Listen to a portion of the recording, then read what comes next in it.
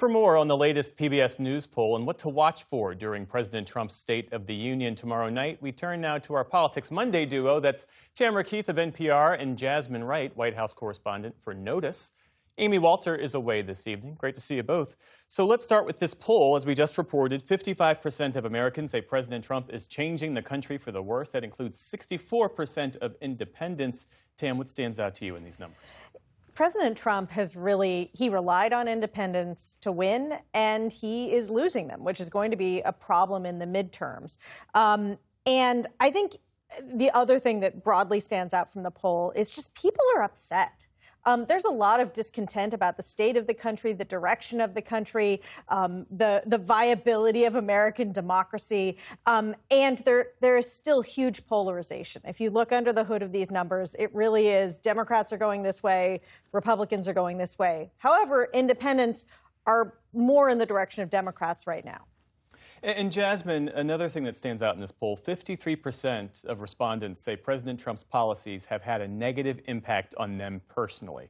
That is different than abstract disapproval. This is people speaking about their direct experience. And I think that is reflected in a lot of people's discomfort with the tariffs. Obviously, we know that those were just struck down the way that he was using them by the Supreme Court. But we've heard people be really frustrated about the tariffs, frustrated about high prices, frustrated about the economy not being as good as they've heard the president say, and also frustrated with the president's immigration agenda. I think if you look at some of the more recent polls, you've seen people being broadly accepting of the idea that more people should be deported, but not happy with the tactics. And so the president is facing strong headwinds kind of across the board when it comes to how people are responding to his individual policies, which is not just about his personality. Let's talk more about the tariffs, because just today the president said, as president, I do not have to go back to Congress to get approval of tariffs. It's already been gotten, he says, in many forms a long time ago. He is really just brushing past the Supreme Court here, Tam.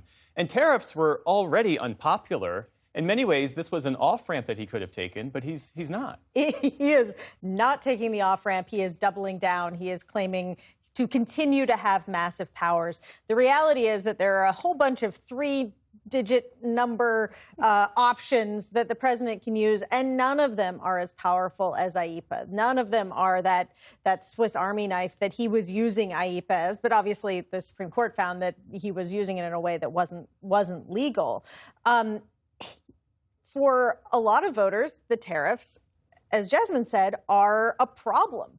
They see things getting more expensive. Now you see major corporations and companies people have heard of are asking for refunds for the tariffs, which is another indication that it wasn't foreign companies that were paying it. But President Trump, this is a core belief for him. This is something that he has been talking about at least since the 1980s and probably before then.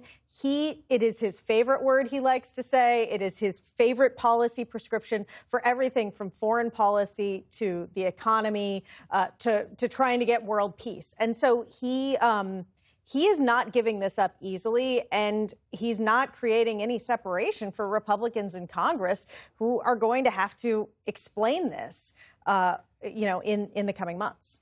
Jasmine, say more about that, because to Tam's point, FedEx today, the international shipping company, filed suit in the International Trade Court seeking a refund. This is a story that is really breaking through. Based on your reporting, how are Republicans thinking about this in terms of the messaging and the policy? Yeah, and you're going to have more of these companies and perhaps individuals, small businesses coming out and saying that based on the ruling, we want a refund. Now, the White House has been clear that that is going to be settled later on in litigation, but still, that is going to be a thing. I think that this is fundamentally important because so far, Congress has not necessarily been receptive to the president's tariffs, particularly Republicans.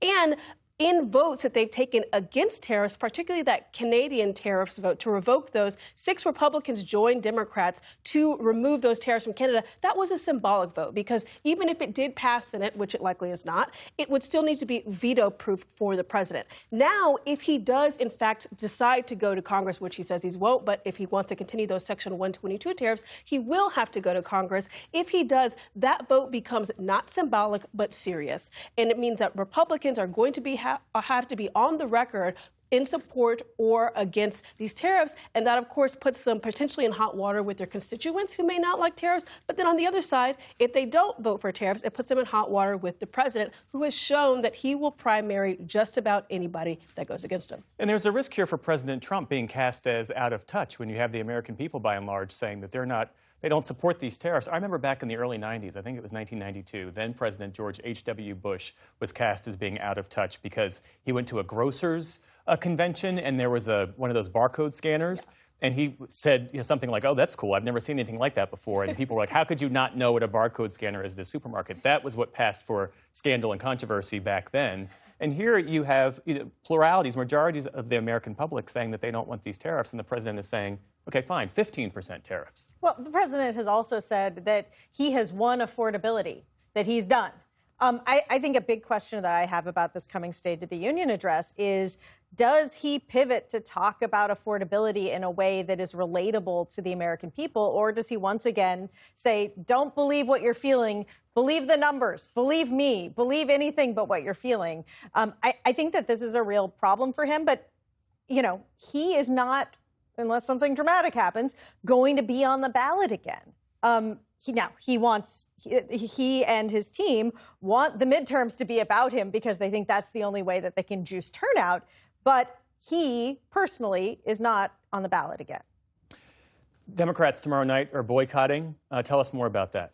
Yeah, there are a handful of Democrats growing kind of in numbers that are saying that they are not going to be in the chamber as the speech are going on. Some are going to be having their own speech outside. But I think you are seeing this kind of clash between Democratic leadership that says if you are going, you need to be respectful. We don't want to see some of the antics like holding up the sign that felt a bit unserious, if we're going to be honest, last year, versus people saying I'm going to opt out anyway. Now, when we go back to those traditional Democrats, they are bringing people with them, as we've seen happen in the past, that are directly kind of in opposition to the president's agenda. I know that Democrats are bringing some Epstein survivors, people related to Epstein survivors. They're bringing folks who have been attacked or harmed, they say, by the president's immigration policies, including people who have been legitimately ripped out of their car on video. And so I think you're seeing a traditional way of Democrats responding to the State of the Union and this non-traditional way, which is basically they're opting out. What are you watching for tomorrow night? Well, the president says it's going to be long because he has a lot to say. He has now delivered a number of these addresses. He does tend to stay on the teleprompter. He does tend to follow the script.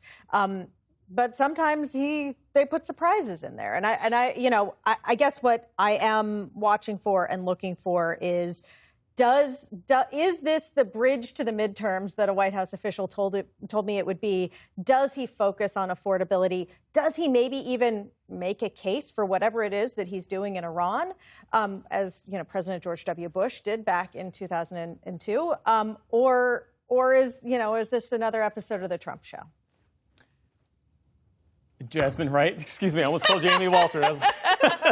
I'm only Amy Walters on the best That's right, days. Jasmine Wright, Tamara Keith. My thanks to you both. Well, tomorrow night we'll have live coverage of the State of the Union address and the Democratic response, along with in-depth analysis that starts at 9 p.m. Eastern right here on your PBS station and on our YouTube page.